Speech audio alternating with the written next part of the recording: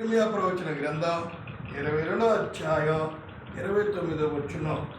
దేశమా దేశమా దేశమా యెహోవా మాట వినుము. అయితే ఇక్కడ దేవుడు అంటున్నాడు, దేశాలతో దేవుడు మాట్లాడుతున్నాడు. ఏమంటున్నాడంటే దేశంలో నశించిపోతున్న బిడ్డల క్షేమం కొరకు ప్రార్థన చేయాలి.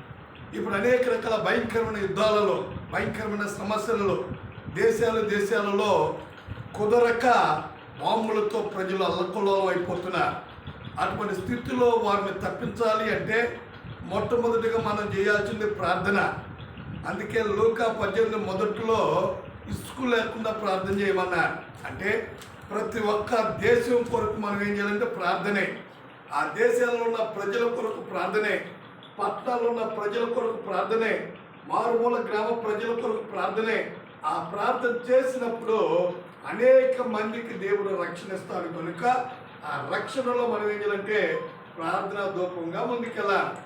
అందుకన్నాడు, దేశమా దేశమా దేశమా యెహోవా మాట విను అన్నాడు. కనుక ఈ కుటుంబీకులతో చెబుతున్న మాట ఏంటంటే, దేశంలో ఉన్న ప్రజల క్షేమం కొరకు మనం ప్రార్థన చేస్తున్నాం. దేశంలో ఉన్న ప్రజల దీవుని కొరకు ప్రార్థన చేస్తున్నాం. దేశంలో గొడవలు లేకుండా ఉండడం కొరకు ప్రార్థన చేస్తున్నాం. దేశంలో సమస్యలు లేకుండా ప్రార్థన చేస్తున్నాం.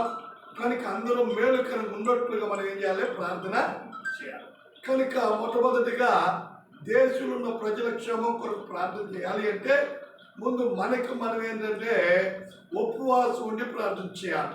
ఎందుకు ఉపవాసం ఉండాలి అంటే, మరి గొడవలలో నుంచి తప్పించబడి దేశాలు అనేక రకాలుగా బాంబులతో దాడులు చేసుకుంటున్న వారి క్షేమం కొరకు దాడులు లేకుండా ప్రార్థన చేయాలి. కాబట్టి దేశ ప్రజల కొరకు మనం ప్రార్థన చేయాలి. చేస్తున్న